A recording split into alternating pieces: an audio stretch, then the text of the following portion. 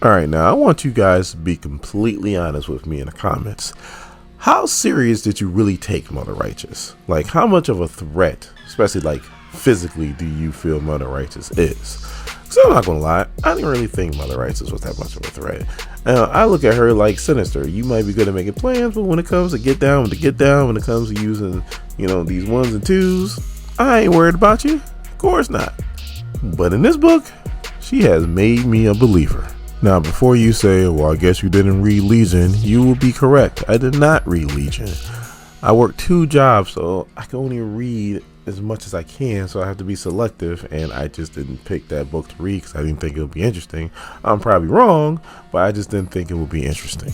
My name is Dorian, this is SEM Comics, and we are starting our coverage of Sons of X. This is Sons of X number 1. So it starts off with Legion just getting the you-know-what knocked out of him. In New Jersey, there's a monster that popped up. At the altar, which is in Legion's psyche, we see Banshees there, and that's really about to get interesting here soon. And then in White Hills, London, we see a whole bunch of people dead, and we see a BAMP. So you know who that is. So then on the next page, we see that it was Nimrod that was beating the hell out of Legion, and he's standing over him, and Legion just goes, run it again. So pretty much in a nutshell, what you're seeing is Orchis has been making mutants. You see, this is what happens when you work 2 jobs and you don't get a lot of sleep. Orchis doesn't make mutants. They hate mutants. So why would they make mutants? Sorry. And turning them into monsters. Nightcrawler is definitely included because he's the one taking most of these people out. As you can see, he's taking out that Sheik by cutting his throat. And if you're going to take on Orchis, that means you got to take on Nimrod. So Legion is trying to prepare himself to take on Nimrod. It's not going so well. Juggernaut even says as much. Now, Blindfold is the one that's running the simulation. Now, the reason why the simulations are going like they're going is because Nimrod can adapt to anybody's mutant ability. You use it once, you ain't going to use it again on him. And also, too, he's a robot, so he can pretty much process information faster than Legion can think. And before you go and say, oh, well, that's because Legion ain't this, or Legion ain't that, I forgot what book it was in. So if you know what I'm about to talk about in the comments, please go ahead and let everybody else know that's watching the video and who also reads the comments. But I remember when Professor Xavier and Magneto was taking on Nimrod, and Nimrod took them both out like that. So, and we all know, if you read Judgment Day, how hard it is to take out Magneto. So yeah, Nimrod's a certified beast. So now Legion finally gets to the point to where he's tired of Nimrod's foot going into his ass, and he's like, why don't we just take a wee bit break? So out of nowhere, Blindfold looks at Banshee and goes, your ghost is gone. And Banshee's like, what are you talking about? And Legion's like, Blindfold in the astral plane can see in all directions. And I noticed it too, that your ghost is gone. And Legion's or Banshee's like, what are you talking about? Blindfold goes, in trillions of parallel universes, you were a shell of a man. If I'm Banshee, I'd have been like, oh, thanks. But she goes, in one particular universe, somebody helped you, bonded you to a higher being. If you read Sin Sinister, we all know what that is. It's like that higher being gave you a sense of purpose, a strength to move on. But then whoever gave it to you ripped it away from you. And Banshee's like, I have no memory of this. And then Legion's like, well, you know what? Let me take a look. Let me see who this is. And who do you see? You see Mother Righteous. And Legion's like, huh, of course it was. So then on the next page, we see that Nightcrawler is being held by somebody. And then we're still in the astral plane, and you have Legion, Blindfold, and Banshee headed to Mother Righteous's house. I said house. So I guess she has a house in the astral plane. And Mother Righteous likes to mess with Legion, call him Davy Boy, because his name is David Holler. And Legion's like, look, you might be the flavor of the month at Krakoa, but you ain't fooling me. So the Blindfold's like, have you located our friends? And Mother Righteous is like, they are dripping with magic. So yes, I've located them. So then Banshee's like, why is your face in my head? And the Mother Righteous starts to explain all the things that they went through in Sins and Sinister. And Legion's like, how do you know this? And she turns around to these books and she's like, myself in that timeline gifted me with all this. So then Legion goes to Mother Rice and is like, you're just a big gossip. And Mother Rice is like, you should believe in the power of gossip, boy. And then she hits him with his orb, and she shows him the conversation that they had in the Sinister timeline, where Legion pretty much was like, a real leader doesn't push or pull, a real leader lifts. And then she takes it out and she's like, the first one is free, second one, you gotta do something. I wanted to so bad say, 21, can you do something for me? So now Legion's like, look, can you help us cure our friends and make them not be monsters anymore? Mother Rice is like, I can help your friends. I cured the Synergy gene in other timelines, so I don't see why I can't do this. And Legion goes, so what's it gonna cost? And Mother Rice is like, I really do like how much thanks I'm getting from Krakoa. So just a little bit of thanks. That's all. So now we cut to the plume, and you got the scientists on Orchis pretty much talking about how their little experiment to turn mutants into monsters is going well, and then all of a sudden there's an intruder alert, and then Nimrod's sitting there and he already knows, and he's just talking to Legion, and he's like, look, I know you ran some simulations, and even though you have an infinite amount of powers, you are flawed by the processing speed of meat. I'm like, damn. Nimrod just pretty much told this man, you ain't gonna do shit. And Legion pretty much agrees. He's like, look, I'm not here to fight. I just come to share stories. And then you hear another voice say, are you sitting comfortable? And you see Mother Righteous just hit Nimrod with one of her orbs. So while she's dealing with Nimrod, you have Legion, and he's making his way through the other robots that are in Orchis. And I guess his meat processing speed is fast enough for these dudes. Now, Mother Righteous is pretty much showing Nimrod what he used to be. And I like how when she's showing him his memories, that art is from the book, whatever book that was in, which is starkly different from the art that's in this book. I thought that was a pretty cool contrast. And then Legion makes his way to Nightcrawler. So now Mother Righteous is breaking Nimrod down, which is saying something, because we already talked about how much of a hoss Nimrod is. And Legion uses the opportunity to grab the other mutants that were being experimented on, and they're trying to get out of here.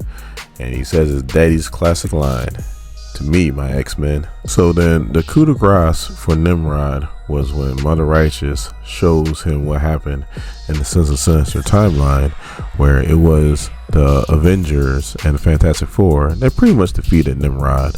So even though he's designed to protect humanity from the mutants, it was humanity that eventually took him out. But Mother Righteous likes to play the long game. So before she lets Nimrod escape, she goes, you'll never be greater than what you are unless there's a Queen of Hearts by your side. As he go ahead and teleports, he goes, we'll be talking again. So now Legion is preparing for the escape, and he's putting his protective bubbles around the mutants that he just saved. And he got the airlock open. All of a sudden, I think it's Nightcrawler's stepmom, something like that. I'm not sure. And I hate to say I'm not sure, but I am not sure. Comes over and cuts Legion's head off, and then jetters everybody except for Nightcrawler into space. So then Mother Righteous comes out of nowhere, and she knows the lady. She gave the lady the power to be doing what she's doing with Nightcrawler. And they get into an argument, and Mother Righteous is like, look, I ain't got time for all this. Pretty much takes away her powers, and also takes away the sword that Nightcrawler likes to use too. I think it's a soul sword. Don't quote me on it, but I'm pretty sure it is. If it's not, somebody in the comments can let me know exactly what kind of sword that is. So then she takes care of the woman, and then all you hear is the thump thump. Somehow the mutants that got jettisoned into space made it back to an airlock, and you see Legion still holding his head. How's he still alive? So now we're back to the Savage Land, and Mother Righteous is pretty much curing everybody of being monsters, except for she is having issues with Kurt. And Dr. Nemesis is just giving her the blues because he's like Mr. Sinister. He doesn't like magic. So to be helped and cured by magic is just got him all kinds of riled up. And Mother Righteous just walks over and just cuts him in half. Just kills him around the spot. Then she turns to everybody else and is like, don't pretend like you guys weren't all considering it. So the five bring back Dr. Nemesis. And the first thing he asks for is some coffee. But we still have the problem of Nightcrawler because he still hasn't been cured yet. And also too, he's extremely oppressed, and Legion latches onto that and is like, he needs his sword back.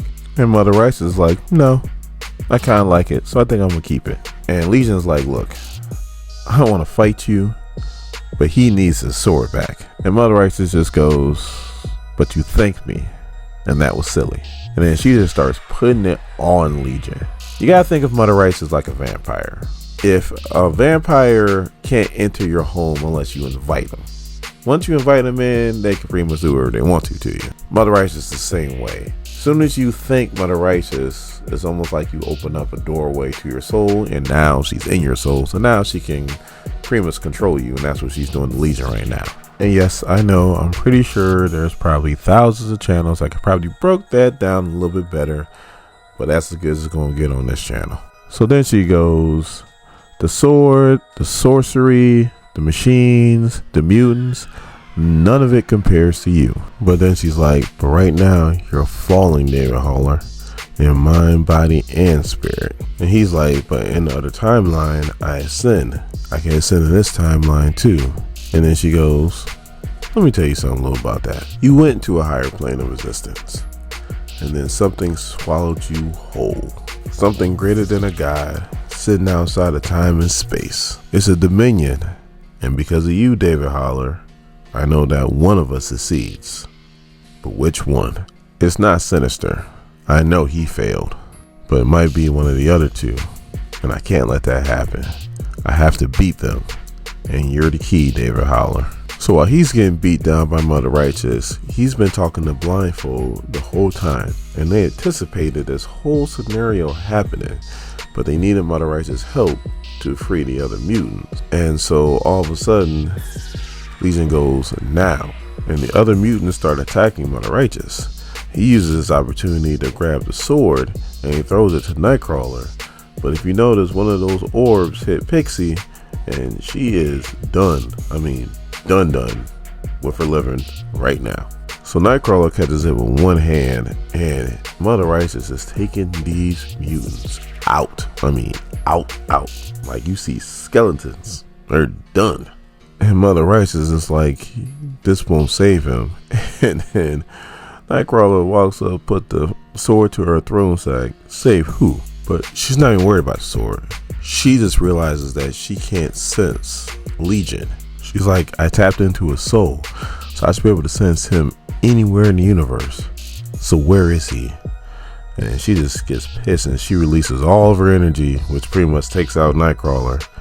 And then she's just standing in a crater and she just use whatever expletive you want to use. That's what she said. So the five bring back all the mutants that Mother Righteous killed, including Nightcrawler, and he looks a lot better now. And Mother Righteous isn't the only person that can't sense Legion.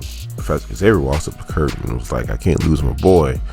Do you know where he's at? Kurt, if you know anything, because he can't sense him either. And unfortunately, whatever Legion planned didn't involve Kurt, so he doesn't know what's going on. So then we see Cyclops walk up to Kurt and was like, we need to talk. And Nightcrawler's like, about the murders. And then Cyclops is like, it was 3 prime ministers, 1 chancellor, and 2 royal heirs. And they were all nations that rejected Krakoa. So Scott's like, look, if it means anything, we all know that you wouldn't have done this unless you were being controlled. And Kurt's like, it doesn't matter. Perception is key. And Scott's like, well, what are you going to do? He's like, well, I'm not going to let my problems come and be the downfall of Krakoa. So just like Legion disappeared, I'm about to disappear too. So the next time we see Kurt, he'll be in Uncanny Spider-Man #1. Yes, Kurt Wagner, Nightcrawler, is going to become Spider-Man.